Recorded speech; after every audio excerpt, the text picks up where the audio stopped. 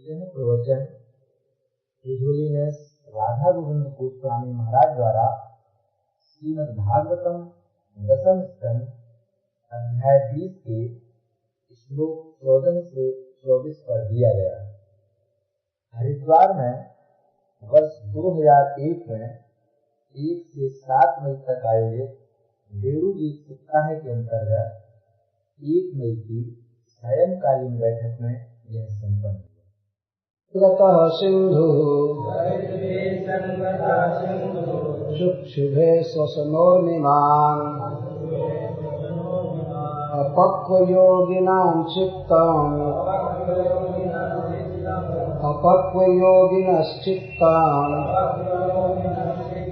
कामाक्तं गुणयुग्यथा गिरयो वर्षधाराभिः हन्यमाना न विद्यथुः अभिभूयमाना व्यसनैः यथा धोक्षजचेतसः।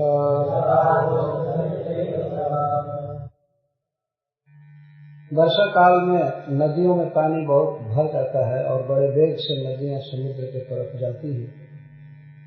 तो जहाँ समुद्र का संगम होता है नदियों का, और खास करके कोई नदी यदि पर्वत पर से गिरती है समुद्र में तो बहुत जोर की आवाज होती है, पानी वहां पर अधिक आंदोलित होता है, क्षोभ है यहाँ कहा गया। जब ब्रज लीला का वर्णन किया जा रहा है तो समुद्र का वर्णन क्यों सुखदेव गोस्वामी कर रहे हैं, प्रश्न हो सकता है। श्रीपाद सनातन गोस्वामी जी कहते हैं उन छोटे छोटे बच्चों के लिए मानसी गंगा आदि ही समुद्र थे।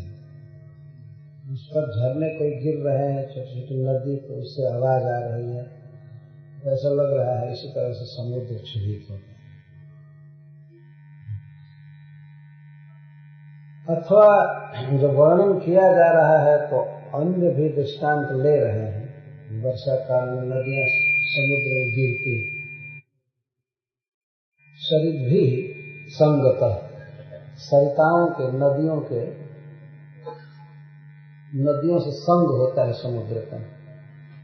सरित कहते हैं जिसमें पानी स्रवे बहे, उसको सरित कहते हैं। तो सरिताओं के संग में सिंधु चुप क्षुभित हो रहा है। साथ ही साथ वर्षा कालीन में वायु के झोंकोरों से जो तरंगे उठती किनारे पर, स्वसन्नेन उर्मिमान,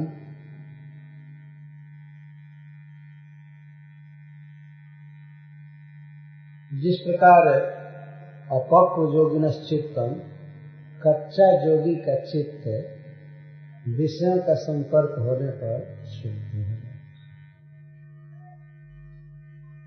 गुण युग, गुण का अर्थ विषय और युग का अर्थ युक्त, जथा।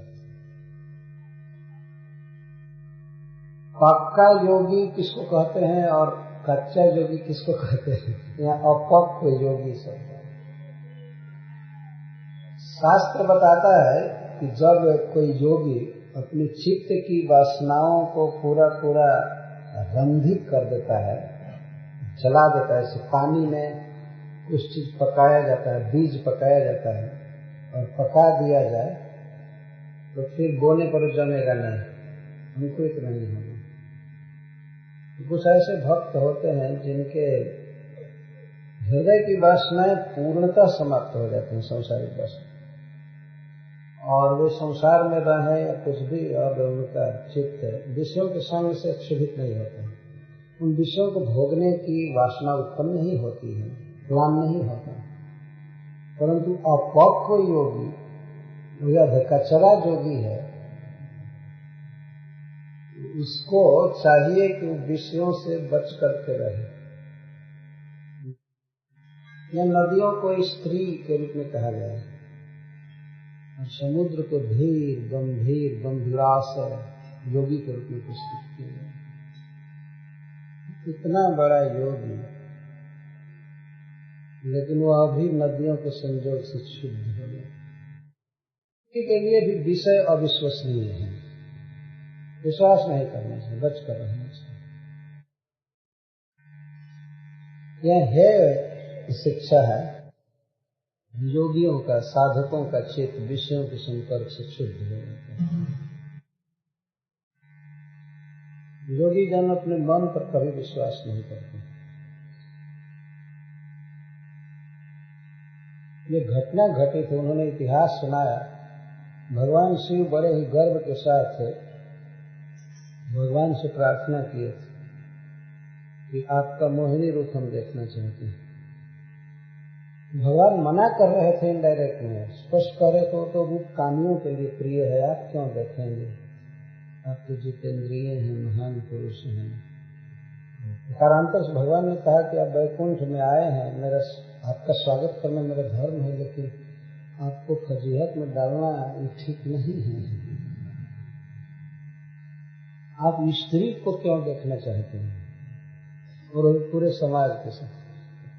मानो भगवान शिव ने कहा नहीं नहीं कोई बात नहीं, हम ऐसे नहीं हैं कि इस चक्कर में आ जाएंगे, प्रभावित हो जाएंगे, देखना चाहते हैं आपकी लीला है, एक बार देख लें। और जब भगवान ने मोहिनी रूप दिखाया तो उनको ये भी पता नहीं चला कि ये भगवान दिखा रहे हैं, इतना तक पता नहीं चला। और कामारी जी काम समुद्र में गोता खाने लगे, जहां जहां गए उनका देव शरण हो गया। तो यह इतिहास सुखदेव गोस्वामी उत्तर में बता रहे हैं, भगवान शिव का बीज भी पतित हो गया। इसीलिए बुद्धिमान व्यक्ति को अपने मन पर विश्वास नहीं करना चाहिए, तब आदमी को गिरा देगा नीचे। बेटर है कि विषयों से संपर्क ही न हो। जैसे भी यदि समुद्र में नदियां न गिरे तो समुद्र बेचारा क्षुभित नहीं होगा। संजोग से बचना चाहिए, अपने आप मन धीरे धीरे शांत हो जाता है। सारे विषयों को अपने इंद्रियों में न भर करके भगवत विषयों को भरना चाहिए। इस श्लोक में है शिक्षा, उपाध्याय शिक्षा बता रहे हैं। गिरयो वर्षधारा भी हन्यमानान विद्यसुः अभिभूयमाना व्यसनै जथाधोक्षज चेतसः। अधोक्षज का अर्थ है जो प्राकृत इंद्रियों की पकड़ से बहुत परे हैं, दिव्य, जिनकी लीला रूप गुण नाम सब कुछ अप्राकृत है और किसी भी जीव की प्राकृत इंद्रियों से उसका ग्रहण नहीं होता है।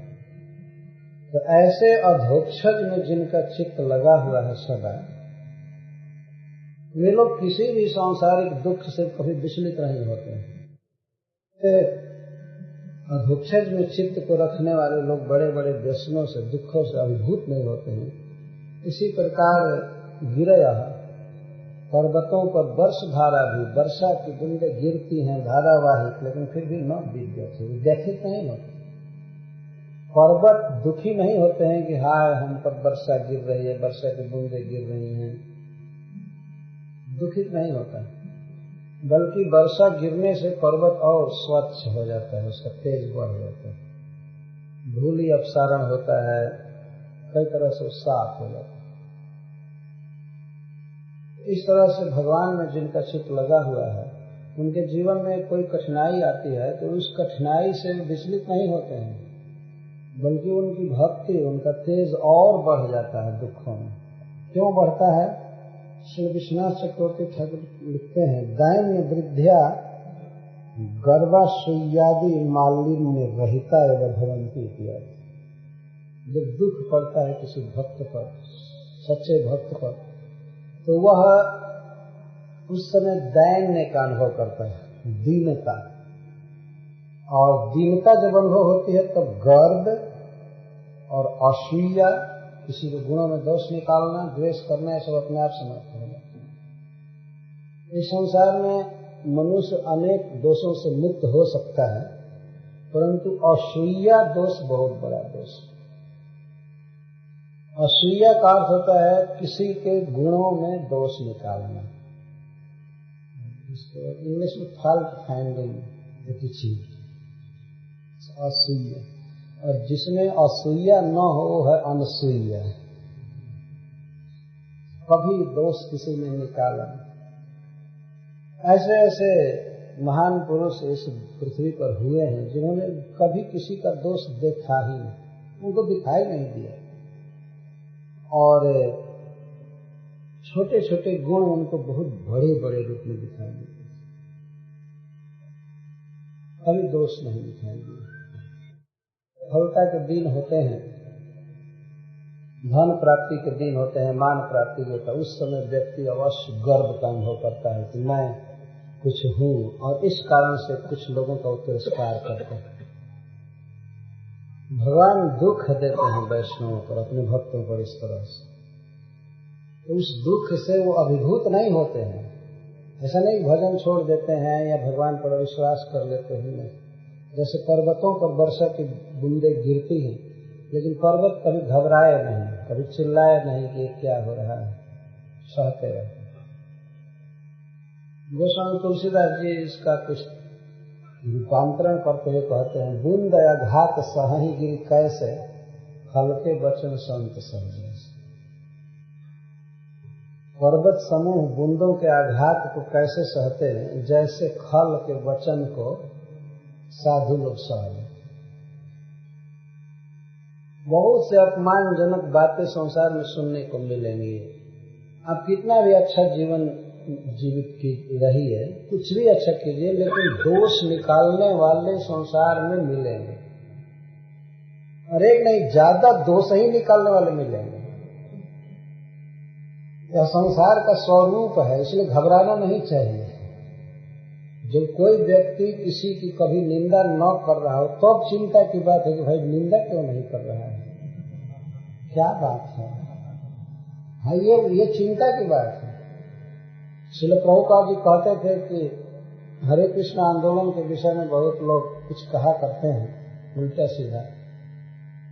भक्त लोग आकर के कहते थे प्रभुपाद जी ऐसा इधर न्यूज पेपर में निकला था, तो प्रभुपाद जी कहते थे ओ तब सच्चा प्रचार हो रहा है, प्रभाव हो रहा है ना, कोई बोले ही नहीं कुछ तब तो माना जाएगा प्रचार हो ही नहीं रहा है, तो ठीक हो रहा है। ऐसे कई बार श्रील प्रभुपाद जी कहते हैं।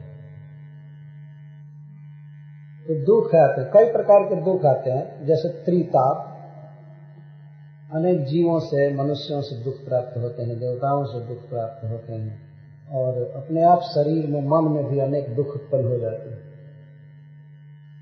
जिनका चित्त श्री कृष्ण में लगा हुआ है, जो श्री कृष्ण के माधुरी के आस्वादन में है, उनके लिए कौन बड़ा दुख है। जो बहुत बड़ा सुख मिल रहा है तो उस सुख की तुलना में ये दुख कुछ भी नहीं।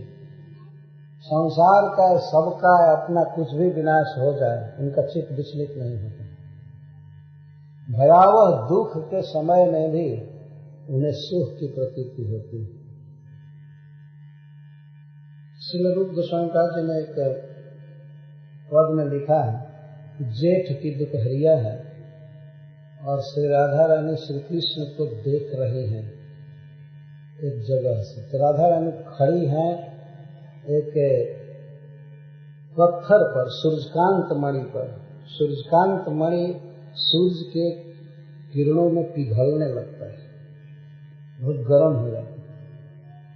तो राधा रानी उस पत्थर पर खड़ी है और बहुत ही झकोरा चल रहा है, गर्म हवा चल रही है, ऊपर से सूर्य की किरण, नीचे पैर में फफोले पड़ रहे हैं, लेकिन वो कृष्ण को ऐसे स्तब्ध देख रही हैं कि उनको शरीर में, देह में फोड़ा पड़ रहा है, पैर में या धूप लग रही है, इसका कोई भान ही नहीं। उन्हें ऐसा लगता था कि जैसे वे चांदनी रात में कमल के पत्ते पर खड़ी है, ऐसा अनुभव हो रहा है। रूप गोस्वामी जी लिखते हैं, श्री कृष्ण को देखने में इतना आनंद मिल रहा था कि ये सब दुख का ध्यान नहीं था।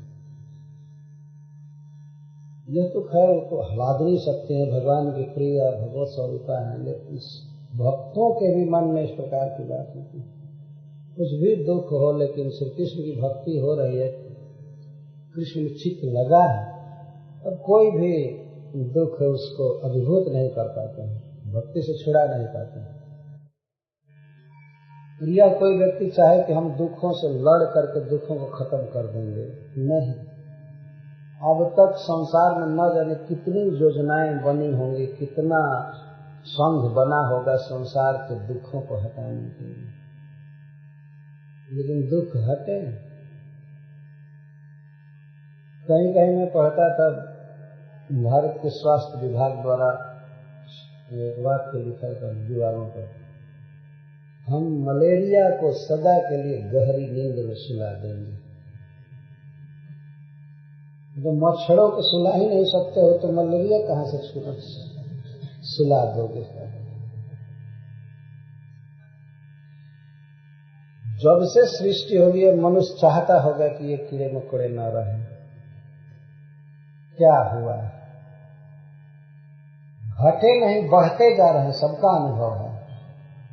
और लोग बताते हैं कि गंगा जी के तट पर एक भी मच्छर नहीं थे कहीं भी। हम लोगों का गांव है बनारस में, एक भी मच्छर नहीं था, लेकिन अब सब जगह बढ़ गए। मलेरिया को गहरी नींद में सुला दें, मलेरिया के रोगियों को सुलाएंगे।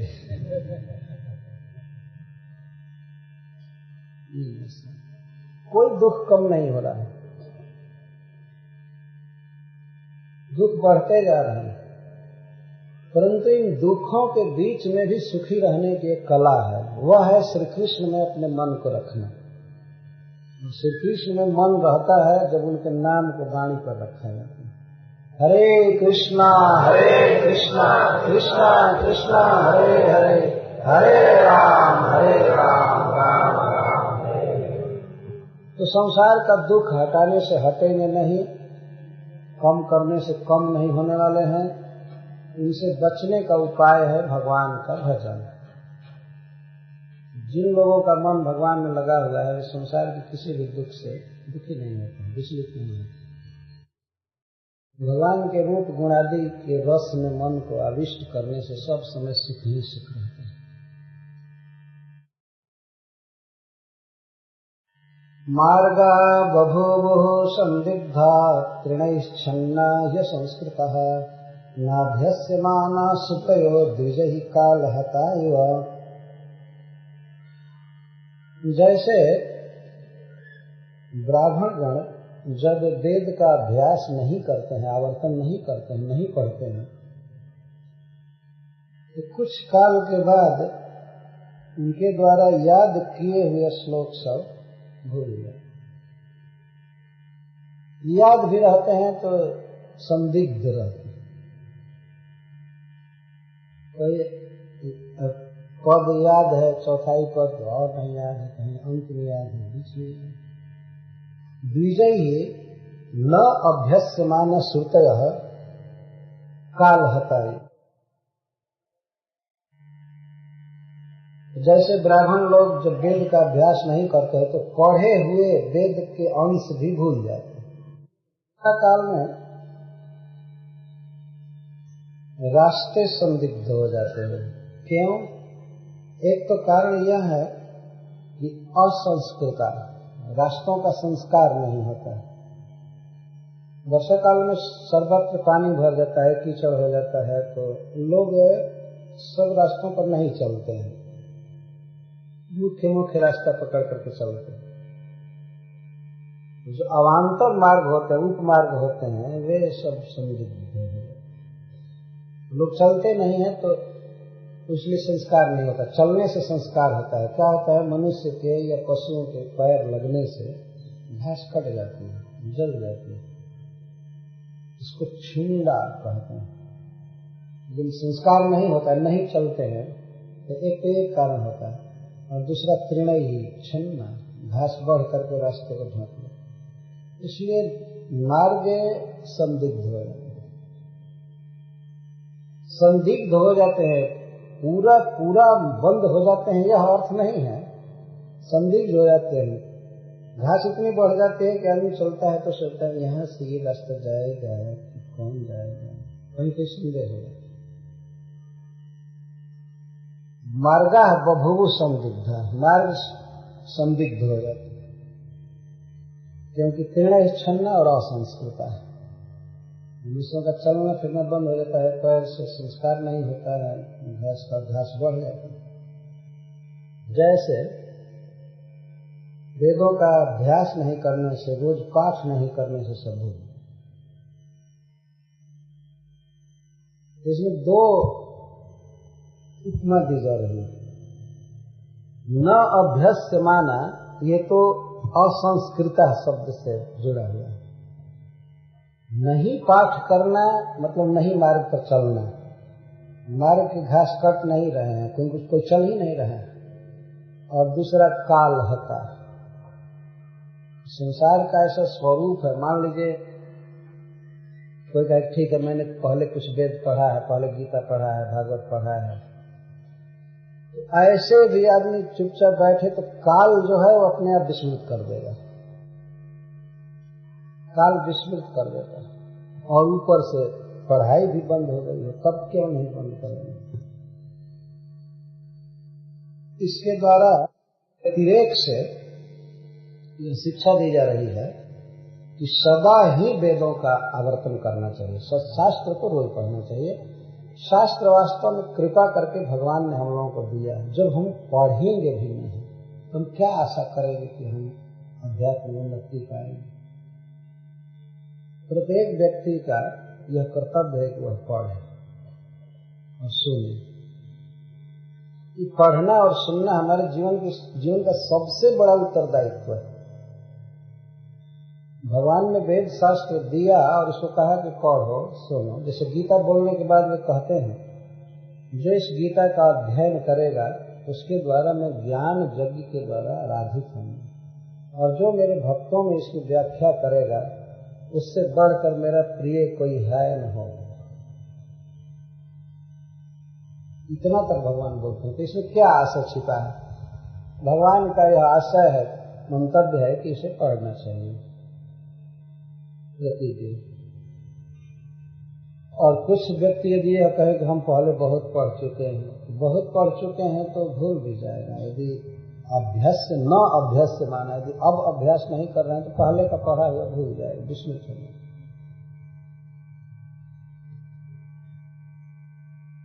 वर्षा काल में रास्ते अवरुद्ध हो जाते हैं, घास द्वारा संदिग्ध हो जाते हैं। इसको देख करके सुखदेव गोस्वामी याद कर रहे हैं, इसी तरह से भागवत आदि भूल जाते। एक कवि ने कहा है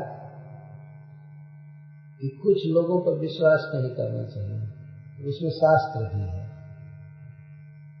राजा पर विश्वास नहीं करना चाहिए, स्त्रियों पर विश्वास नहीं करना चाहिए, और शास्त्र पर विश्वास नहीं करना चाहिए। शास्त्र पर विश्वास नहीं करने का आशय यह है कि ये नहीं सोचना चाहिए कि पढ़ लिया हूँ, याद है, ठीक है, जब बोलने का या कुछ काम करने का समय आएगा तो भूल जाए। जैसे सार्वभौम जी कहते हैं कि कोई एक व्यक्ति था, अपने मित्र से बता रहा था कि भगवान ने हमको 2 गुण दिया है, और तो कुछ नहीं दिया लेकिन 2 गुण दिया है। एक तो ये गुण है कि हमारी स्मृति शक्ति बहुत बलवान है, मैं जो बात याद कर लेता हूँ भूलती नहीं है, और दूसरा वो याद भूल गया है।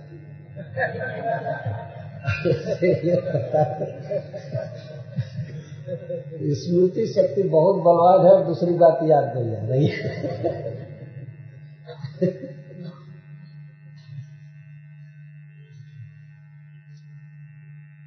इस तरह से याद की हुई बातें भूल जाती हैं, इसलिए निरंतर अभ्यास करना चाहिए। कम से कम देखिए, भगवान की इच्छा मान करके पढ़ा जाए तो यह भगवान की पूजा है। जैसे रंगनाथ में वो ब्राह्मण गीता पढ़ रहे थे, चैतन्य महाप्रभु पूछते हैं आप क्यों गीता पढ़ते हैं, तो पढ़ने नहीं आता है, और फिर भी आप रोते हैं, रोमांच होता है, वाणी गदगद हो जाती है। तो ये ब्राह्मण कहे कि शुद्धा शुद्ध गीता पढ़ी गुरु आज्ञा मानी। मेरे गुरु महाराज ने कहा है कि गीता पढ़ो, इसलिए मैं गुरु की आज्ञा मान करके पढ़ रहा हूँ। मुझे समझ में कुछ भी नहीं आता है कि इसमें क्या कहा गया है, लेकिन धर्म क्षेत्र से लेकर के अंत तक यही स्मरण आता है कि अर्जुन के रथ पर श्याम सुंदर बैठे हैं, पीताम्बर पहने हैं और ऐसे उपदेश कर रहे हैं। यही जब मैं याद करता हूँ तो मेरे आंखों में आंसू आता है और शरीर में रोमांच होता है, गला गदगद होता है। भगवान चैतन्य महाप्रभु ने कहा गीता पढ़ने के लिए सबसे सुयोग्य कैंडिडेट है आत्मचिंतन। मुझे इस बात पर ध्यान आ रहा है कि वो ब्राह्मण कहते हैं कि मैं गुरु की बात मानकर पढ़ रहा है। इसी तरह भगवान की तो आज्ञा है डायरेक्ट सबके लिए कि इसे पढ़ो, इसे सुनो। गीता कहने के बाद आप सावधानी से देखिए भगवान गीता में कितना जोर देकर कह रहे हैं। तो पढ़ना चाहिए, भगवान के आदेश का पालन करेंगे तो ये हमारी शोभा है, भगवान हम पर प्रसन्न होंगे। इसको ऑप्शनल नहीं लेना चाहिए कि हम पढ़ें या ना पढ़ें, हम नहीं पढ़ेंगे कभी, या कह देंगे कि टाइम कहाँ है पढ़ने का। और कुछ लोग कह देते हैं समझ में नहीं आता है, हम पढ़ेंगे क्या? तो समझ में आ जाएगा तब पढ़ना चालू करेंगे कि पढ़ेंगे तब समझ में आएगा। सोचने की बात। पढ़ेंगे तभी तो समझ में आएगा ना। अच्छा, दूसरी बात यह है कि जब आप पढ़े रहेंगे तब सुनने में भी वो बातें समझ में आएंगी। नहीं पढ़ने वालों को समझ में नहीं आती है बात। जो पढ़ा है जानता है वही सुन करके भी समझ सकते हैं, इसलिए पढ़ना बहुत जरूरी है।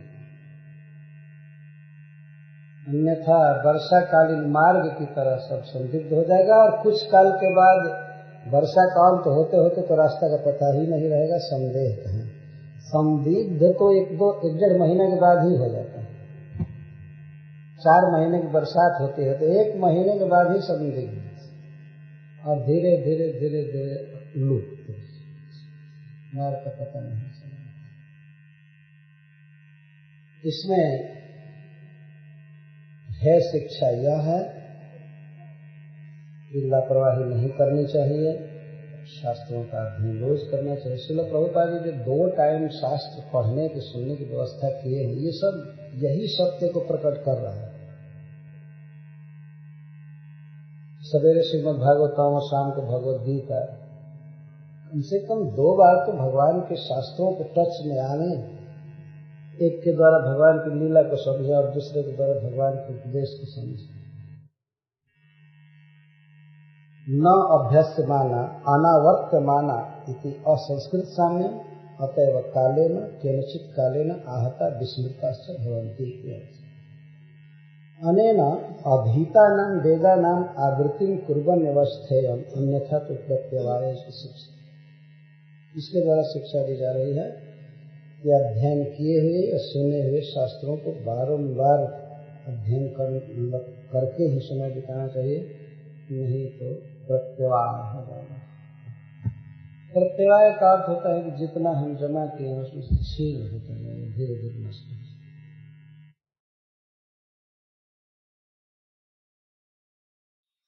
लोक बंधु सुखेषु विद्युतश्चल सौहृदः स्थैर्यं चक्रुः कामिन्यः पुरुषेषु गुणेष्विव। लोक बंधुषु मेघेषु, मेघ लोक बंधु है। कितना अच्छा स्वभाव दिया है भगवान ने मेघों को, अपना जल रूप जीवन बरसा कर सबको सुखी करते हैं। लेकिन ऐसे मेघों के पास भी ये बिजलियां स्थिर नहीं। तो लगता है कि डाइवर्स दे करके दूसरे को ग्रहण करेंगे, फिर इधर ग्रहण करेंगे, इधर ग्रहण करेंगे। विद्युत की उपमा स्त्रियों से दे रहे हैं सुखदेव गोस्वामी, सभी स्त्रियों की नहीं। यहाँ पर वे शब्द स्पेशली दे रहे हैं कामिन्य। कामिन्य मतलब कामिनियां, जिनके चित्त में केवल काम वासना है, पति के प्रति प्रेम नहीं है, अनुराग नहीं है, वे स्त्रियां पुरुष चाहे कितना भी गुणवान हो लेकिन नए नए पुरुष की खोज में रहती हैं। लोक बंधु से मेघेषु विद्युतश्चल सौहृदः, अनंत अद्भुत गुण से विभूषित मेघों में भी विद्युत कैसे हैं तो चल सौहृदः, जिनका सौहार्द, जिनका प्रेम चल है, चंचल। अरे जब चमकी है एक बादल के साथ तो उसी के साथ चमकती रह जाए, बीच बीच में चमके लेकिन केवल उसी के साथ, तब माना जाएगा कि हाँ ठीक। स्त्री की शोभा वास्तव में पतिव्रता होने में है। बारंबार हमारे वैदिक शास्त्र इस बात को बताते हैं।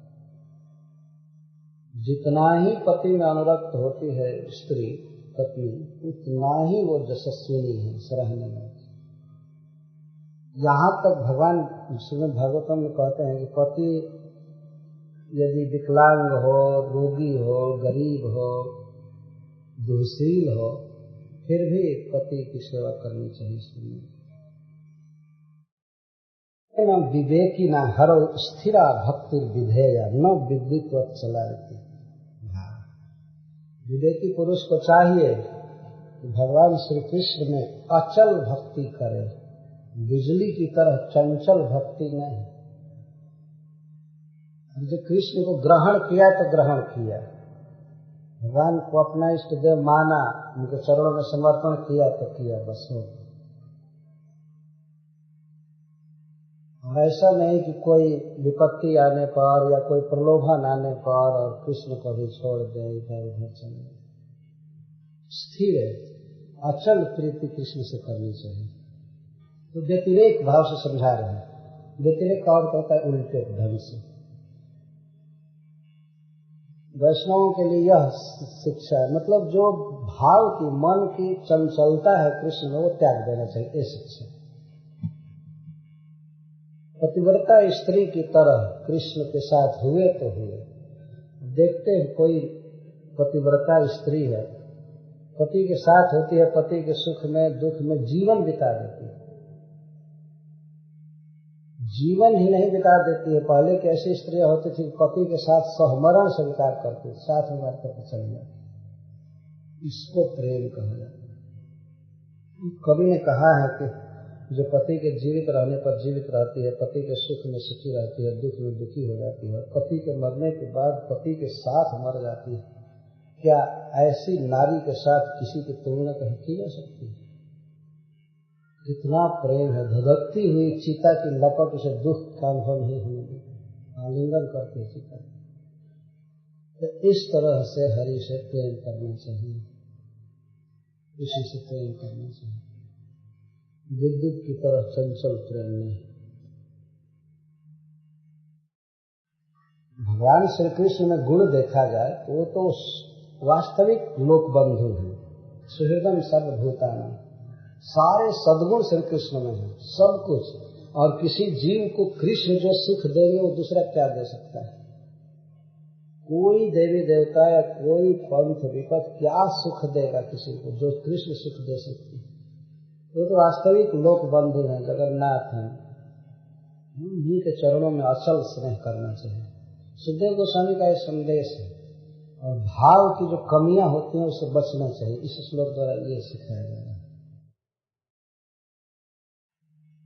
धनुर्वियति माहेन्द्रम निर्गुणम च गुणिन्य भाग व्यक्ते गुण व्यति करे अगुणवान पुरुषो यथा।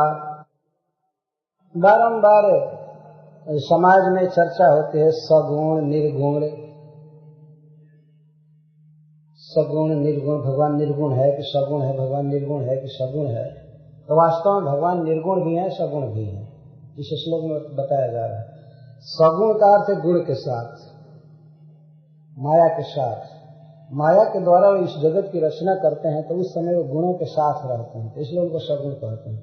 पर वास्तव में भगवान है निर्गुण। प्रकृति के गुणों का तनिक भी टच नहीं है भगवान में, भगवान की लीला में। परंतु प्रकृति के साथ कार्य करते हैं। सबसे पहले अपने को कारणोदक साई के रूप में प्रस्तुत करते हैं, प्रकृति पर दृष्टिपात करते हैं। फिर एक ब्रह्मांड के भीतर अपने को विस्तारित करके और पुनः सृष्टि करते हैं गुणों के द्वारा। प्रकृति के गुणों को स्वीकार करके सृष्टि करते हैं, पालन करते हैं, प्रलय करते हैं। परंतु वास्तव में है भगवान अगुण, गुणहीन है, अर्थात पूर्ण चिद घन है, चिद वस्तु। तो इसको ऐसे समझा रहे हैं। गुणिनी वियति, गुणमय आकाश में, वियत का अर्थ है आकाश, गुणमय आकाश में निर्गुण धनुष उगा हुआ है। महेंद्रम धनु, महेंद्र का इंद्र धनुष, महाइंद्र मतलब इंद्र। महेंद्रम धनु मतलब भगवान इंद्र का धनुष, जिसे इंद्र धनुष कहते हैं। वो आकाश में आता है, रहता है, दिखाई पड़ता है, लेकिन उसमें गुण नहीं होता है। गुण का अर्थ है ज्या, जो रस्सी बंधी होती है दोनों छोर से। आपने देखा हो इंद्र धनुष में वो रस्सी नहीं होती, वो निर्गुण रहता है कहाँ? गुणनी दियति, गुणमय आकाश में। यहाँ गुण का अर्थ है शब्द, शब्द एक गुण है। आकाश का गुण है शब्द, वायु का गुण है स्पर्श, अग्नि का गुण है रूप, जल का गुण है स्वाद और पृथ्वी का गुण है गंध। आकाश स्वयं गुणमय है, लेकिन गुणमय आकाश में निर्गुण धनुष उगा है। ठीक इसी तरह से व्यक्ति प्रपंच जो होता है, जो भगवान सृष्टि करते हैं, तो यहाँ इस जगत में अपने को कारणोदक साई के रूप में, गर्भोदक साई के रूप में या लीलावतार के रूप में विविध अवतार ग्रहण करते हैं, रहते हैं अगुण ही। लेकिन इस गुणमय जगत में, इस गुणमय जगत में भगवान अगुण ही रहते हैं। जैसे गुणमय आकाश में महेंद्र का धनुष निर्गुण रहता है गुणमय आकाश में। गुणनी दियति, गुणनी दियति सप्तमी विभक्ति में है। गुणमय आकाश में निर्गुण महेंद्रम धनु अभात, बहुत सुंदर लगता है। अभात का अर्थ बभव, बहुत सुंदर लगता है। आप सबने देखा होगा इंद्र धनुष में कई रंग होते हैं। इंद्र धनुष की उपमा भगवान से दे रहे हैं और इस प्राकृतिक जगत की उपमा आकाश से, क्योंकि गुणमय है। भगवान ऐसे प्रकृति से पार रहे, लेकिन उस समय उनकी शोभा नहीं। शोभा का ये तात्पर्य है यहाँ कि यहाँ लोगों को पता नहीं लगता है भगवान कैसे हैं, और इधर से निराकार का नारा बोला जाता है। पता ही नहीं है तो क्या करेंगे? तो भगवान की शोभा नहीं होती है। लेकिन जब आते हैं अवतार लेकर, जीवों का पालन करते हैं, पोषण करते हैं, सृष्टि करते हैं, जो लीला करते हैं, तो भगवान इन जीवों के साथ होकर, अपनी माया शक्ति के साथ होकर के बहुत सुंदर रहते हैं प्राकृतिक जगत में, लेकिन प्राकृतिक वस्तुओं से प्रभावित नहीं होते। पर भगवान का यहाँ अवतार लेकर के आना और प्रकृति के साथ होना और जीवों के साथ होना बहुत अच्छा लगता है। कितना सुंदर बात, कितनी सुंदर बात सुखदेव गोस्वामी कह रहे हैं। भक्तों को इस पर मनन करना चाहिए। अब इंद्र धनुष हो गए तो देख देख करके मिलाना चाहिए। सुखदेव गोस्वामी की कितनी गहरी दृष्टि, इतने जटिल प्रश्न का एक श्लोक में इतना सफाई से उन्होंने उत्तर दे दिया है। भगवान सगुण है, निर्गुण है। जरूरत पड़ती है तो गुणों के साथ हो जाते हैं, क्योंकि वे जब तक गुणों को टच नहीं करेंगे, इसमें चेतना नहीं आएगी, कोई सृष्टि हो नहीं सकती। इसलिए सगुण है, अर्थात माया शक्ति के साथ होते हैं। भगवान अपनी शक्ति को स्वीकार करके सृष्टि करते हैं। यही तो सौंदर्य है। आप देखिए, कोई ऐसा व्यक्ति हो जो बहुत पढ़ा लिखा हो, स्वस्थ हो, धनी हो, सब हो, लेकिन एक ऑफिस में अलग बंद रहे और सामान्य लोगों से उसकी भेंट न हो, तो शोभा नहीं देगा। लेकिन वही व्यक्ति विवाह करे और कुछ बनावे, अपने बच्चों के साथ हो, अपनी पत्नी के साथ हो और समाज के साथ हो, तो सुंदर लगेगा। नहीं तो ऐसे भूत जैसा अकेले रहने का। तो भगवान इस विश्व स्थित जीवों के साथ जब होते हैं, माया शक्ति के साथ होते हैं, तो बहुत अच्छा लगता है। क्या भगवान वास्तव में गुणों से अभिभूत होते हैं? नहीं। वहां इंद्र धनुष में जो गुण शब्द हो, केवल रस्सी के लिए कहा गया है कि उसमें रस्सी नहीं रहती है, जया नहीं रहता है, निर्गुण रहता है। गुण माने रस्सी, बिना गुण के, अर्थात निर्गुण इंद्र धनुष गुणमय आकाश में रह बहुत अच्छा लगता है। भगवान अपने धाम में जो लीला करते हैं, करते रहे। जब यहाँ पता ही नहीं चलेगा तो उनकी शोभा क्या है। जब यहाँ आकर के लीला करते हैं तब अच्छा लगता है। इसीलिए भक्त लोग, देवता लोग उनको यहाँ बारंबार लाया करते हैं, बुलाया करते हैं, भगवान अवतार लेते हैं। और वो अवतार लेकर के सब लीलाएं किए हैं, तभी यहाँ पता है, नहीं तो गोलोक में क्या करते हैं किसी को कुछ पता नहीं। कौन वहां जाकर के लिखा, वहां कोई लीला खास नहीं लिखी गई, यही लिखा गया सब चिन्मय है, गोपियां उनकी स्वरूप शक्ति हैं। लेकिन भगवान वहां कहाँ पर्वत उठाए होंगे और वहां कहाँ अग्निपान किए, सब लीलाएं कुछ पता ही नहीं। ऐसे नित्य लीलाएं हैं, लेकिन वहां से कौन लिखे। इस जगत में आते हैं, गुणमय जगत में, और लीला करते हैं, तब बहुत अच्छा लगता है। तो भगवान वास्तव में निर्गुण है, परंतु प्रकृति को स्वीकार जब करते हैं, सृष्टि आदि करते हैं, तो बहुत अच्छा लगता है। जैसे परिवार में देखिए, परिवार में 10 आदमी हैं, घर का एक मालिक भी है, रात को सब सोए रहे तो उसमें उनकी शोभा नहीं है। सवेरे जगते हैं, भोजन बनता है, कुछ ऑफिस जाते हैं, या जो हलचल होती है कब अच्छा लगता है। वह भी व्यक्ति अपनी पोशाक पहन करके जाता है जहाँ जाना है। हाँ नहीं तो हाँ, वास्तव में भगवान जब आते हैं तो बहुत अच्छा लगता है। ये तो भगवान की बात कही गई, अब जीव की बात कह रहे हैं। नरराजोदुपच्छन्नः स्वज्योत्स्ना राजितैः घनैः अहं मत्या भासितया स्वभाषा पुरुषो यथा। उदुपैश्छन्नः मेघैश्छन्नः घनैश्छन्नः उदुपः नरराज। रात्रि के समय चंद्रमा उगते हैं, लेकिन वर्षा काल में इतने घने घने बादल छाए रहते हैं, चंद्रमा सुशोभित नहीं होता है, अपना स्वरूप प्रकाश नहीं कर पाता है। जितना तेज चंद्रमा में रहता है दिखाई नहीं पड़ता। किसके द्वारा ढक लिया जाता है? घनों के द्वारा, बादलों के द्वारा। कथम भूत ही घनई, बादल कैसे पता चलते हैं? कहते हैं स्वज्योत्स्ना राजित है, चंद्रमा की ज्योत्सना से, प्रकाश से वे राजित होते हैं आकाश में, अच्छा लगता है। चंद्रमा न उगे तो बादल भी नहीं दिखाई देंगे।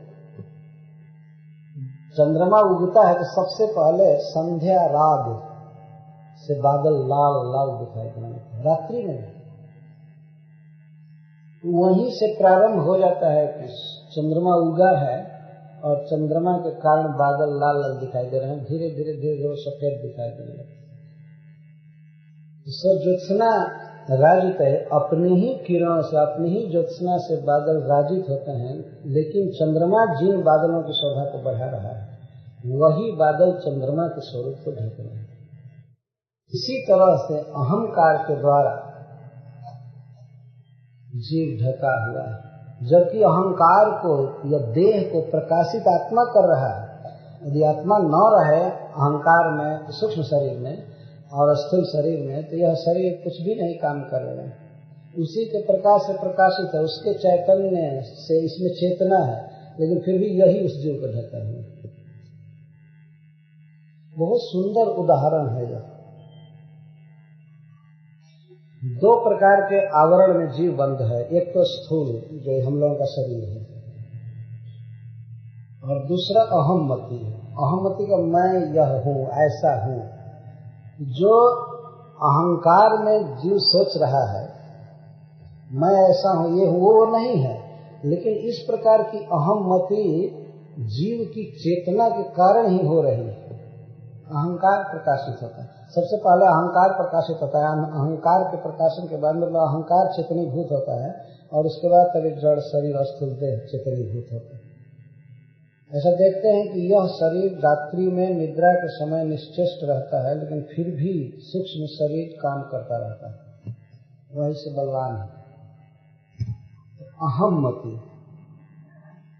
इसको संस्कृत से इस तरह हम पढ़ रहे हैं।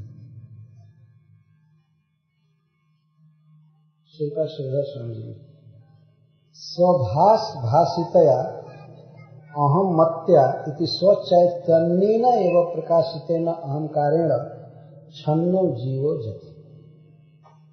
अपने ही ज्योत्सना से, चेतना से प्रकाशित अहंकार के द्वारा जीव ढक जाता है। जो वो है वास्तव में वो स्वरूप प्रकाश नहीं होता है। अनावरण स्वरूप नहीं समझ में आता है जीव को कि मैं कृष्ण का नित्य दास हूं, मैं चिन्मय, देह को मैं मानता है।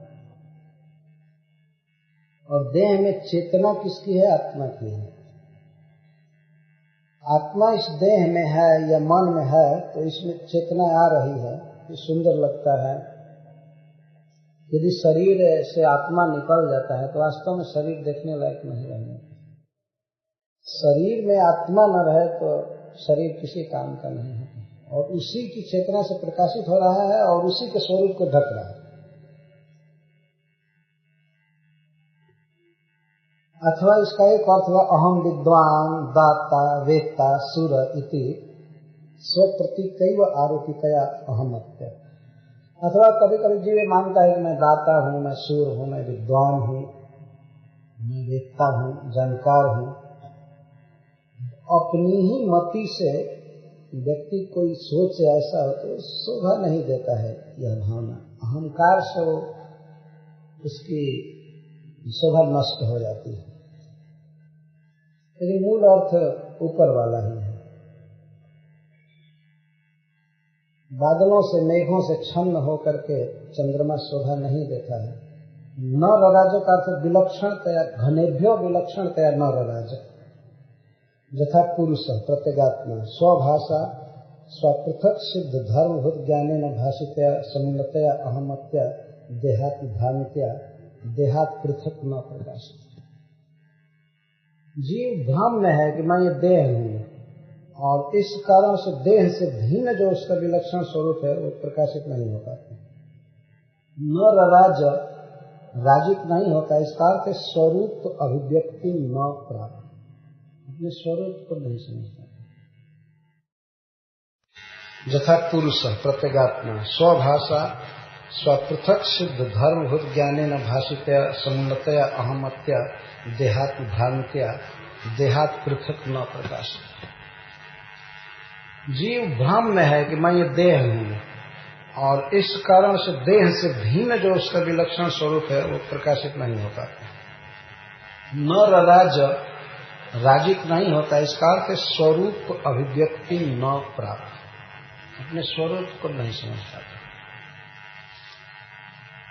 कितना जीव का विलक्षण स्वरूप है। जब जड़ शरीर को वह प्रकाशित कर रहा है, चेतना दे रहा है, तो अपने आप में वो कितना चिन्मय है। ऐसा भगवान के समान चिन्मय जीव और अपने को जड़ देह मानता है, देह को ही प्रकाशित कर रहा है। यह बात चंद्रमा और मेघ से साफ साफ समझ में आ जाती है। चंद्रमा का स्वरूप नहीं दिखाई पड़ रहा है, और चंद्रमा के कारण बादल अच्छा लग रहा है, शुभ्र लगता है, चाहे लाल लगे, जैसा भी। तो इसमें शिक्षा है। क्या शिक्षा है शिक्षा है शिक्षा यह है कि अहंकार से, इस देह से पृथक अपने को करके देखना चाहिए। हम ये सब कुछ नहीं, जब हम देह नहीं है, अहंकार नहीं है, तो हम क्या किसी परिवार के हैं?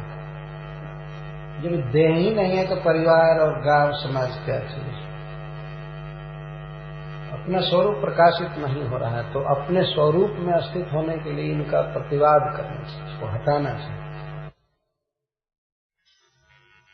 जैसे बादलों में ढका हुआ चंद्रमा अपने आप स्वरूप स्फूर्ति प्राप्त नहीं करता है। कब प्राप्त करता है? जब शरद काल आता है। शरद काल आएगा, बादलों को हटा देगा, आकाश साफ हो जाएगा, चंद्रमा के स्वरूप अभिव्यक्ति होने लगेगा। चमचम चमकता हुआ पूर्णिमा का चंद्रमा बहुत सुंदर। भगवत प्रसादानुगृहीत ज्ञान लक्षण प्रकाशेन अभिव्यक्त स्वरूप। कैसे ये जीव का आवरण हटेगा, कैसे अपने शुद्ध स्वरूप में प्रकाशित होगा? जब भगवत प्रसादेन, जब भगवान की कृपा होगी। जैसे चंद्रमा अपने प्रयास से वो अलग चमक नहीं सकता है जब तक शरद काल नहीं आता है, तो शरद काल आने पर अपने आप चमकने लगता है। उसी तरह जब भगवान की कृपा होती है, अर्थात जीव जब भजन करता है हरे कृष्णा कृष्णा कृष्णा हरे हरे हरे राम राम राम हरे, तब भगवान की कृपा से यह ज्ञान निरस्त होता है। तेषामेवानुकंपार्थम अहम अज्ञानजं तमः नास्याम आत्मभावस्थो ज्ञान दीपेन भाष्य। भगवान अज्ञान को नष्ट करते हैं, लेकिन हमसे क्या अपेक्षा करते हैं? सतत युक्ता। हम सतत युक्त रहे, कीर्तन करें, श्रवण करें। अज्ञान दूर करने का काम भगवान का है। सिद्ध कृष्ण प्रेम साध्य कहु न श्रवण आदि शुद्ध चित्त करें। तो स्वरूप प्राप्त करने के लिए श्रवण ही आदि है। श्रवण आदि शुद्ध चित्त करेंगे।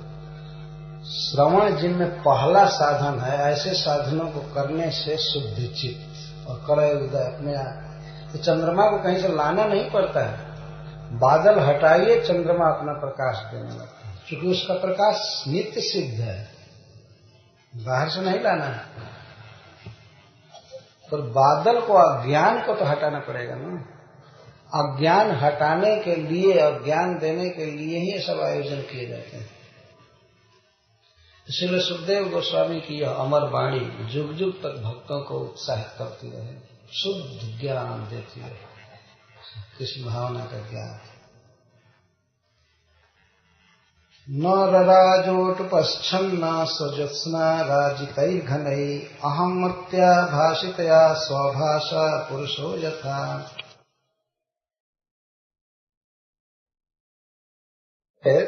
गृहस्थों के लिए स्पेशल बात कह रहे हैं। मेघागमोत्सवा हृष्टा प्रत्यनंदन शिखंडिनः गृहेषु तप्ता निर्वीणा जथाच्युत जनागमे। वर्षा काल में जब मेघ छाते हैं और गरजते हैं तो मयूर बहुत हर्षित होते हैं, पंख फैला करके नाचने लगते हैं, कूकने लगते हैं। बादल का आकाश में आना और मयूरों का नाचना, पंख फैला करके, उसको प्रत्यनंदन का अभिनंदन। शिखंडिन, शिखंड कहते हैं मुकुट को, जिस पर शिखंड रहता है उसको शिखंडी कहते हैं, मयूर। तो शिखंडी गण, मयूर गण मेघ आगम उत्सवा, मेघ का आगम ही उनका आनंद होता है। मेघ का आना देखते हैं आकाश में हर्षित हो जाते हैं, बादल के आने से नाचने लगते हैं, हर्षित होते हैं। हृष्टा, अतएव हृष्टा, मेघ का आगम ही उनके चित्त में उल्लास उत्पन्न करने वाला होता है और इसलिए हर्षित हो जाते हैं। वैसे ही जैसे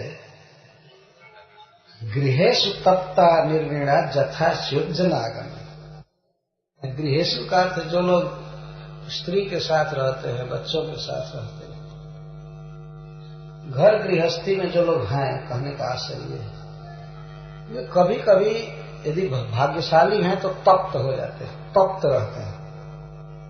तप्त का यहाँ अर्थ है अहो महाक्लेशद गृहम, ये घर बहुत दुखद और दुखी रहते हैं। क्यों दुखी रहते? तप्त रहते हैं। कुटुंब भरणादिना सज्जन दर्शना भावाग्निना तप्ता है। भक्तों से भेंट नहीं होती है, इस आग में जलते हैं। तो सुकृतशाली गृहस्थों की बात कही जाती है। वो अच्छे गृहस्थ हैं, उन्हें जब वैष्णवों का संग नहीं मिलता है तो इस आग से तप्त रहते हैं। वैष्णव के अदर्शन की ज्वाला से जलते रहते हैं, तप। और दूसरा ताप है कुटुंब भरण आदि। कुटुंब भरण आदि, कैसे परिवार चलेगा, कमाने में फिक्र में तप्त रहते हैं और इस कारण से निर्वीण होते हैं। निर्वीण का अर्थ है संसार में है बुद्धि रहती है, अच्छा नहीं हे भगवान, कोई ऐसा अवसर मिलता है कि भाग जाता है इस घर से, और नहीं भाग सकता हूं तो कम से कम भगवान के भक्त तो आते, उनके साथ कुछ देर बैठ करके कृष्ण का कीर्तन होता, कथा होती, ये चिंता में रहते, उनको निर्वीण कहते। जैसे निर्वीण पुरुष और घर गृहस्थी में तप्त पुरुष अच्युत के जनों के आने पर हर्षित होते हैं। कृष्ण के जन जब आते हैं घर पर तो बहुत प्रसन्न होते हैं कि आज भगवान का कीर्तन मिलेगा, कथा होगी, अपने बंधुओं का संग मिलेगा। ये परिवार आदि का पालन ये पर लोगों का, पराये लोगों का पालन है और करना पड़ता है। अपने आदमी वो नहीं है, अपने आदमी वैष्णव हैं। भगवान कृष्ण के जो जन है, अच्युत के जो जन है, वही स्वजन है और बाकी दूसरे का पालन करना पड़ रहा है। तो जो इस बात को जान जाते हैं वे चिंता में रहते हैं। तो उन्हें जैसे अकस्मात वैष्णवों का आगमन घर पर देखकर आनंद होता है और ही मयूर की तरह नाचने लगते हैं, तो इस तरह स्वागत करते हैं। गृहस्थ ऐसे होते हैं, न घर छूटता है न दुख घटता है। घर में दुख लगा हुआ, छूटता भी नहीं है। यह भी हो जाए घर न छूटे, दुख कम हो जाए, दुख भी कम नहीं होता। तो ये ऐसे रोगी की तरह होते हैं कि वो न रोगी अस्पताल जा सकता है न रोग कम हो सकता है। कृपा करके कुछ डॉक्टर ही घर पर जाते हैं, क्या करें।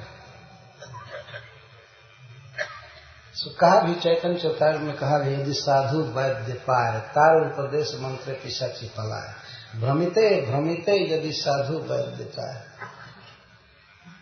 तो साधु जन कभी कभी गृहस्थों के घर पर जाते हैं, जानते हैं कि बेचारे चाहते हैं भगवान का भजन, भगवान का श्रवण कीर्तन, लेकिन घर छूटता नहीं है। अब लोग देख ही रहे हैं कितना बंधन है गृहस्थों का। तो गृहस्थी का तो बंधन है ही, अब तो आश्रम आदि का भी बहुत भारी बंधन है। वो भी एक घर ही जैसा है वास्तव, बहुत बड़ा बंधन। तो ऐसे बंधन में पड़े हुए जन जब देखते हैं कि अपने घर पर वैष्णव जन आते हैं तो वे खुश हो जाते हैं, चलो बहुत अच्छा, बहुत प्रसन्न रहते हैं। इसको भी रामचरितमानस में भगवान श्री राम कहते हैं, लक्ष्मण देखहु मोर गण नाचत बारिद पेख, गृही विरतिरत हर्ष जस विष्णु भगत कहु देख। देखो लक्ष्मण मयूर नाच रहे हैं, भगवान वर्षा ऋतु का वर्णन कर रहे हैं।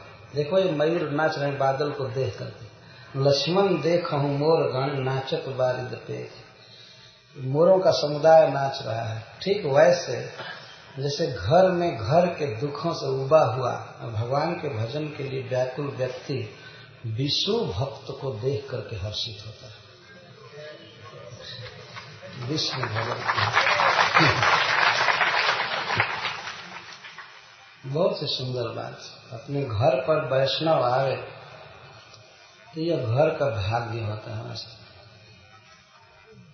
जिन घरों में वैष्णव जाने लगे तो विष्णु जाएंगे वहां निश्चित, क्योंकि मद्भक्ता यत्र गायन्ति तत्र तिष्ठामि। जिस घर में कीर्तन होता है, कथा होती है, तो भगवान वहां रहते हैं।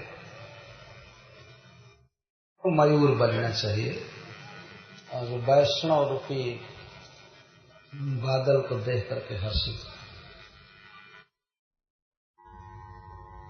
साधुओं के आने से प्रसन्न होना चाहिए, क्योंकि वही विष्णु के जन हैं, विष्णु के संदेश को लेकर आते हैं, विष्णु की याद दिलाते हैं।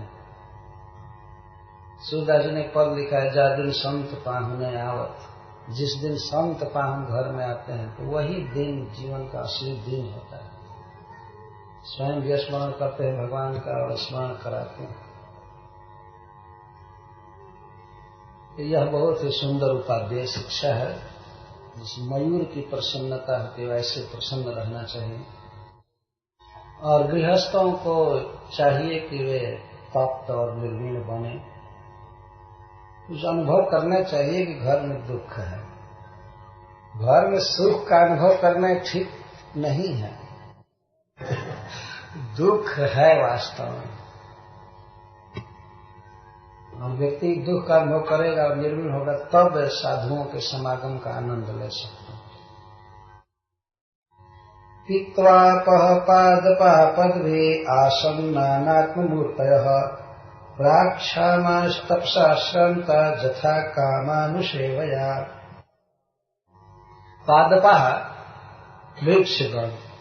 वृक्षगण अपने पैरों से अर्थात अपने मूल से अपह पीत्वा जल पी पी कर अनेक प्रकार के हो जाते, समृद्ध हो जाते। जैसे तपस्या करके पहले क्षीण होते हैं जोगी लोग, भक्त लोग, लेकिन बाद में सुखद वस्तुओं को पा करके वे ठीक हो जाते हैं। तपस्या से पहले तो शांत रहते हैं। क्षमा का अर्थ दुबला, नहीं पतला, क्षमा का अर्थ पतला, और श्रांता का अर्थ दुबला। भजन करते करते, तपस्या करते करते भक्त पहले क्षीण हो जाते हैं और दुर्बल हो जाते हैं, लेकिन बाद में भगवत प्रसाद आदि मिलता है और ठीक हो जाता है। पादपा पद भी अपह पीत्वा जल पी पी करके और बहुत विविध प्रकार सुंदर लगने लगे। पत्र पुष्प फल आदि धारण कर लिए, बहुत अच्छा लगने लगते हैं। पैर से बेचारे पिए, उनसे नहीं खाए, संग्रह नहीं किए। इसी तरह से भक्त को चाहिए कि ठीक है और जीवन निर्वाह करे, भगवान का प्रसाद खूब अच्छा से खाए, लेकिन और इंद्रिय तृप्ति के सामान का संग्रह न करे। और नाना प्रकार का हो जाएगा, वो अनेक प्रकार का भक्त हो जाएगा। अनेक प्रकार के होने का आशय यह है कि पहले जीवन में व्यक्ति ऐसा अनुभव करता है कि मैं अकेला हूं, लेकिन आप देखते हैं जब व्यक्ति विवाह करता है तो 1 से 2 होता है, 2 के बाद कम से कम हम 2, हमारे 2 तो 4 हुए कम से कम। ऐसे तो और ज्यादा करना चाहिए ज्यादा बच्चा होना चाहिए, यही गृहस्थी की शोभा है। तो बहुत हो गए, और बहुत प्रकार की पोशाक, बहुत प्रकार के और भी कार, मोटरसाइकिल और क्या, तो एक आदमी बहुत हो जाता है। बहुत होकर एक ही आदमी फैला हुआ है, ये ध्यान रखना चाहिए कि एक ही आदमी बहुत हुआ है, पत्नी के रूप में, बच्चों के रूप में और सब, और इसके बाद स्टूडियो में जाकर फोटो खिंचाते पूरा परिवार बहुत हो गए। तो इसी तरह से वैष्णव बहुत हो जाते हैं। पहले तो वे एक रहते हैं, लेकिन बस दूसरा हुए क्या, कृष्ण के साथ 2 होते हैं। कृष्ण के संबंध से अवरूप गोस्वामी जी भी अपने हो गए, सुखदेव गोस्वामी अपने हुए, ब्रह्मा जी या और भी जितने आचार्य हैं सब अपने परिवार के हुए। वैष्णव समाज बहुत हो जाता, यह अर्थ किया गया है। अकेला नहीं होता है, बहुत समाज हो जाते हैं। ये उपदेश शिक्षा है। इसमें उपदेश शिक्षा यह है कि तप करना चाहिए, और भोगना हो तो पैर से थोड़ा सा, पैर से भोगने का एक अर्थ यह भी साधु हो सके, पैर पर जो पैसा चढ़ाया जाए बस उतना ही से संतोष करे, बाकी हाथ में पाकिट में नहीं उतना से संतोष करे। पैर से पी ले लक्ष्मी जी।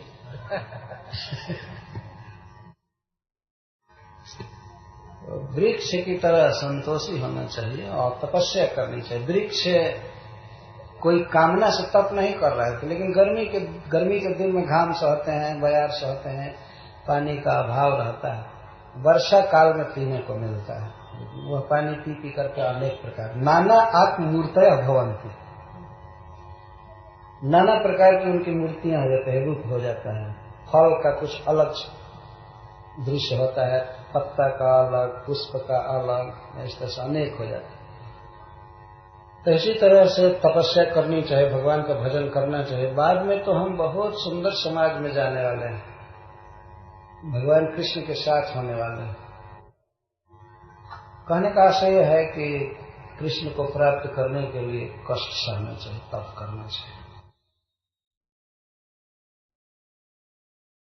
और पुनः गृहस्थों के लिए शिक्षा होता है, अथवा आश्रमस्थों के लिए शिक्षा फिर आ रही है।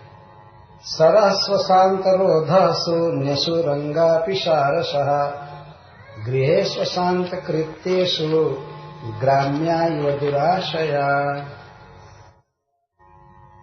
ग्राम्या प्राकृत जन जो समाज में परिवार में ही सुख मानते हैं उनको ग्राम्य कहो।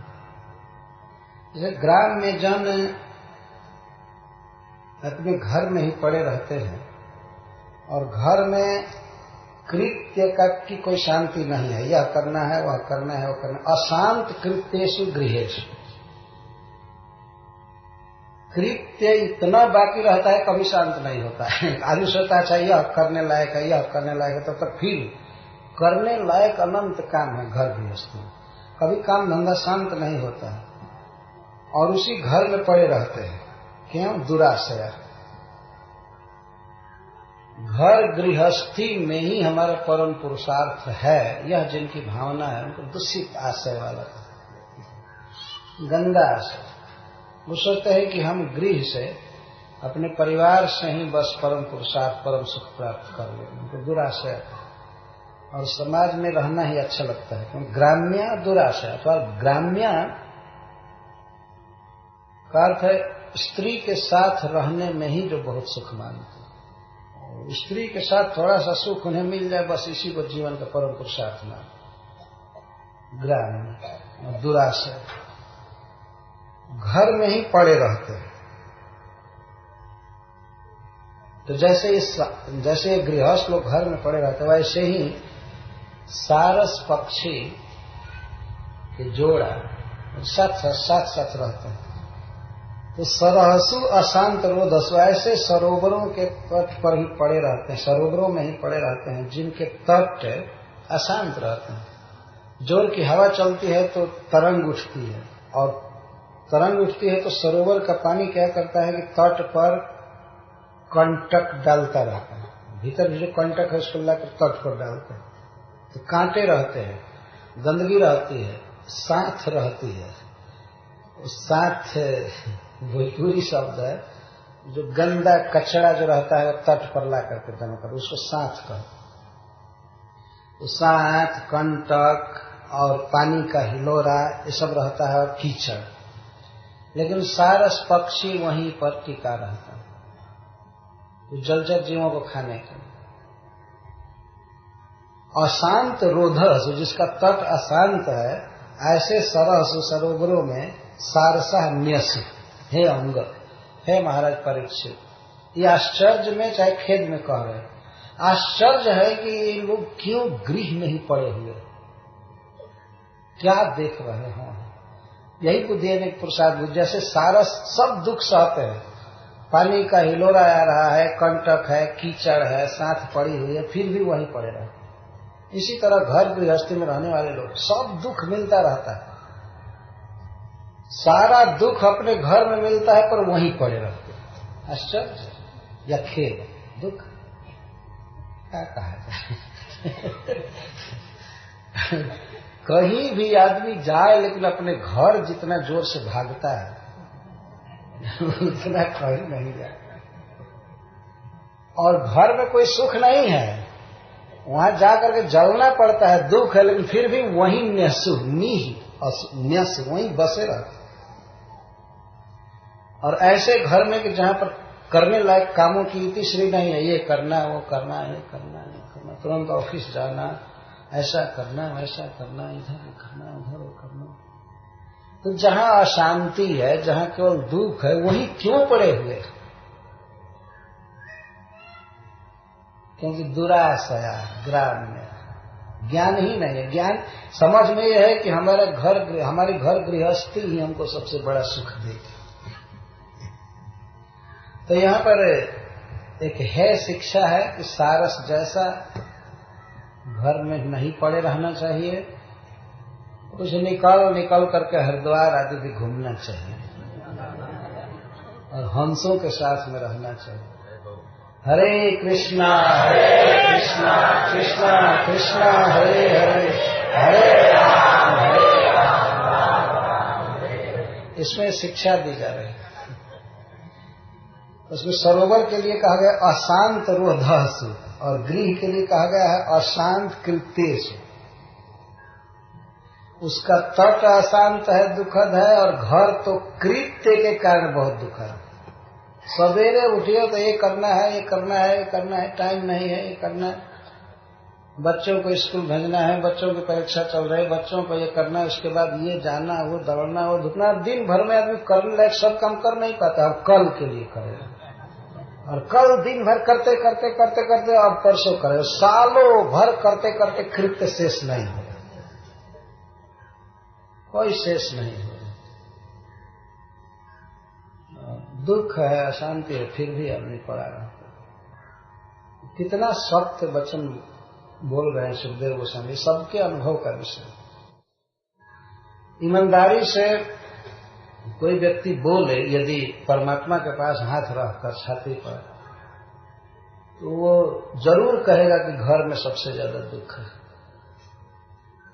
फिर भी अब क्या करे, घर नहीं रहना। इसलिए सबसे अच्छा उपाय ये है कि वैष्णवों की संगति करे, चाहे घर में चाहे घर छोड़ करके, उसे सुख ही सुख मिलेगा।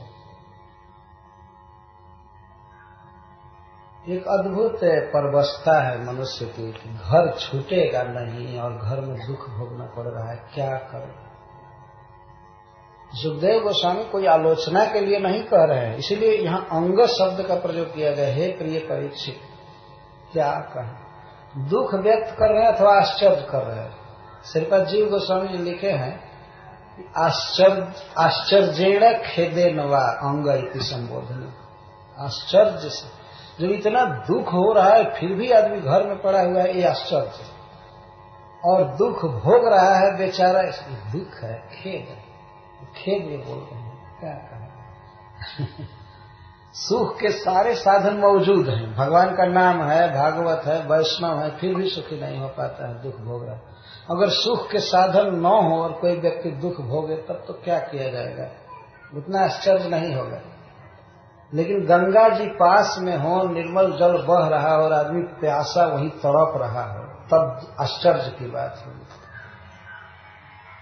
बहुत भारी आश्चर्य होगा। दूसरा दयालु पुरुष तो दुखी होगा, क्या हो गया, दिमाग फेल हो गया। और तब आश्चर्य होगा कि गंगा जी के किनारे कोई प्यास बुझाने के लिए कुआं खानना चालू किया। कोई पूछे कि क्यों खान रहे हैं, अरे प्यास से मर रहा हूं, मत पूछो, प्यास से मर रहा हूं। तो ये कुआं क्यों खान रहे हैं, पानी के लिए। लेकिन कोई दयालु पुरुष बतावे कि गंगा जी की धारा है, निर्मल अमृत है, और आप ही क्यों नहीं पी रहे। यदि उसको ज्ञान हो जाए तो यदि कुआं वो खाना भी है पहले से, तो अब तो नहीं खानेगा। ऐसा नहीं कहेगा जब खान लिया इतना तो और खाने दो, मरने दो प्यास। कुछ लोग ऐसे होते हैं, कहते हम दूसरा पंथ पकड़ लिए, अब क्या करें, हमको चलने दीजिए, आप लोग हरे कृष्ण कीजिए, हमको करने दीजिए।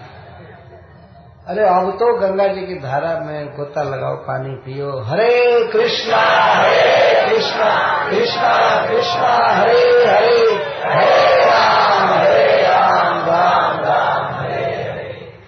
तो अपने गृह को या अपने तथाकथित आश्रम को ही सर्व पुरुषार्थ प्रद आदमी समझ रहा है। तो बस यही हमको सुख देगा, ये देगा, वो देगा, टिका रहता है, पड़ा रहता है। जैसे सारस, और सारस क्यों कहा गया, पक्षी और भी रहते हैं सरोवर के तट पर, सारस क्यों कहा गया, सारस कहा गया खास करके स्त्री पुरुष जब खूब अटैच्ड रहते हैं और वे घर में पड़े रहते हैं, इसलिए उनकी उपमा सारस से दी गई। सारस में बहुत प्रेम रहता है, साथ में रहते हैं, और उसमें से एक अगर बिछुड़ गया तो दूसरा मर जाता है, अपनी आत्महत्या कर लेता है।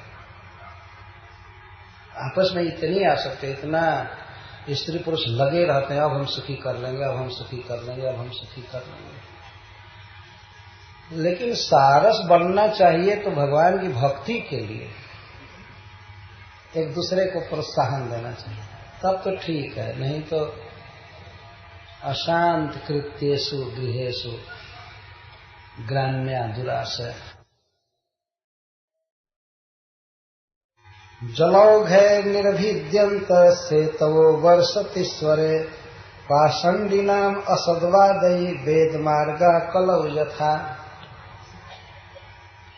जैसे पाखंडियों के असदवादों से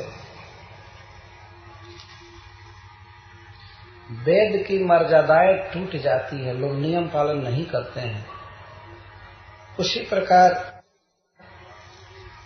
इंद्रदेव इतनी वर्षा करते हैं कभी कभी बरसात में कि सेतु टूट जाते हैं अति पानी के कारण।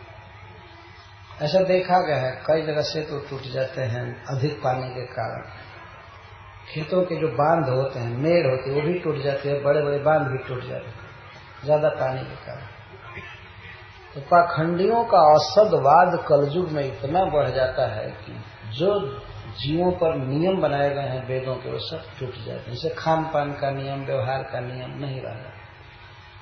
खाने में आदमी सब तंबाकू खाने लगते हैं, मांस मछली खाने लगते हैं। कलयुग से पहले सब नहीं रहता, सब बांध टूट जाता है, मर्यादा टूट जाता है। किसी भी मनुष्य पर को अपने पर अंकुश रखना चाहिए स्वेच्छा से। में असदवादों के कारण वेद के नियम का पालन लोग नहीं करेंगे। कैसे वाद को असदवाद कहते हैं? असदवाद का अर्थ जो नरक में गिराने वाले हैं। कुछ ऐसे वाद, कुछ ऐसे मत कलयुग में प्रचलित होंगे, अब तो हो गए हैं, उस समय सुखदेव गोस्वामी कह रहे हैं कि ऐसे मत होंगे जो लोगों को सीधे बिना बाधा के नरक में ले जाएंगे। बाधा जाने की नरक में तब होगी ना जब कोई राम राम बोल देगा, कुछ करेगा, प्रसाद खाएगा, लेकिन कुछ भी नहीं, अनावरण एकदम पीच रोड है नरक का, ले जाएगा। असदवाद, न सदवाद, असदवाद, जो न पहले था न वेदों में है, केवल मन कल्पित है।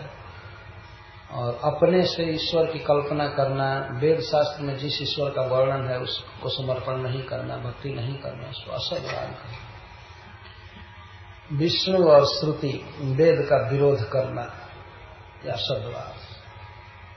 संसार भर में असदवाद फैला हुआ है। और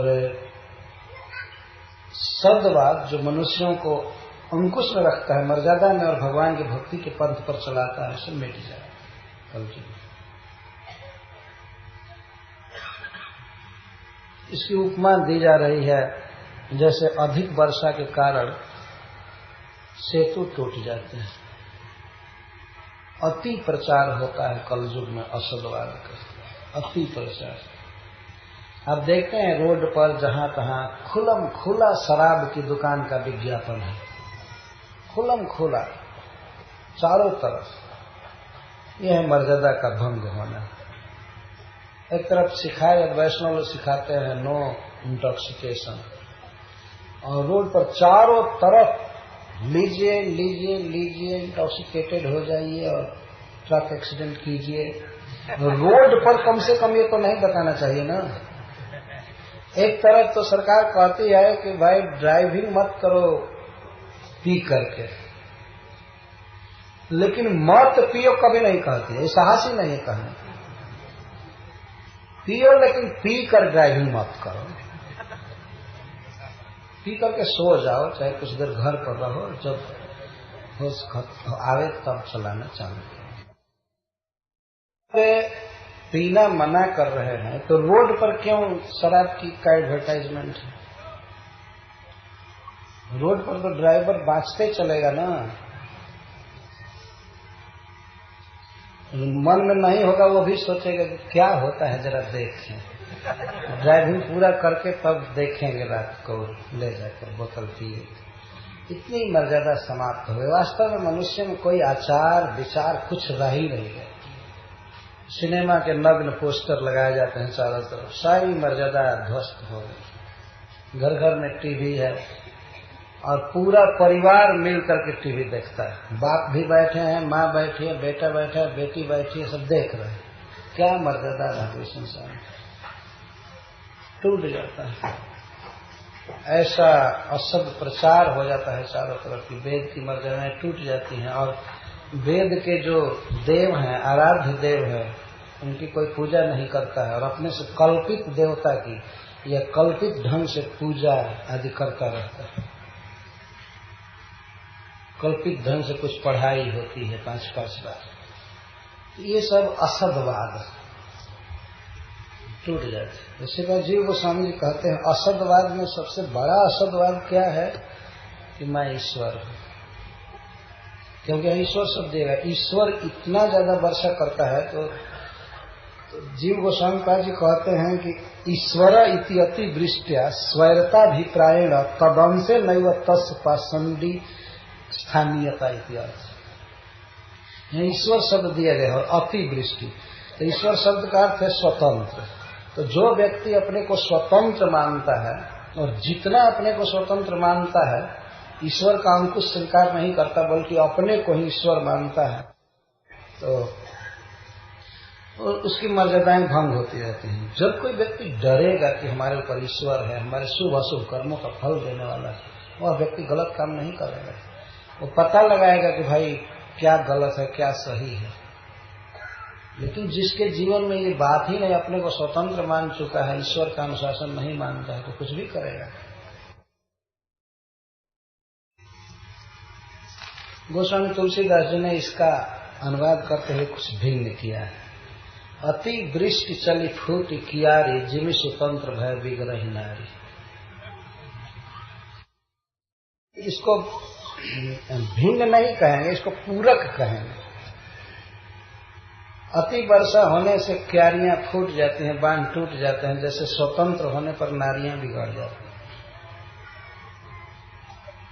अति स्वतंत्र भय, जिमी स्वतंत्र भय विग्रह नारी। स्त्रियों को कभी स्वतंत्र नहीं रहना चाहिए, पति पुत्र या अन्य स्वजनों के अधीन रहना चाहिए। शिक्षा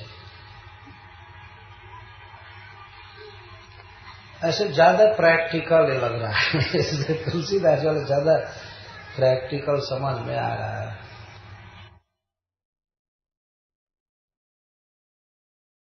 अब पुनः दानियों के विषय में सुनिए। व्यमुंचन वायुभिर्नुन्ना भूतेभ्योश्चामृतम घना, जथाशिशो विस्पतय काले काले द्विजेरितः। ब्राह्मणों के द्वारा अर्थात पुरोहित आदि के द्वारा ईरिता प्रेरिता विटपतय जनाध्यक्षा राजान काले काले उचित काले आशीष कामान अर्थिभ्य विमुंचन्ति, तथा वायुभिर्नुन्ना प्रेरिता घना च भूतेभ्य अमृतम अमृतवत जीवन हेतु जलम व्यमुंचन्ति।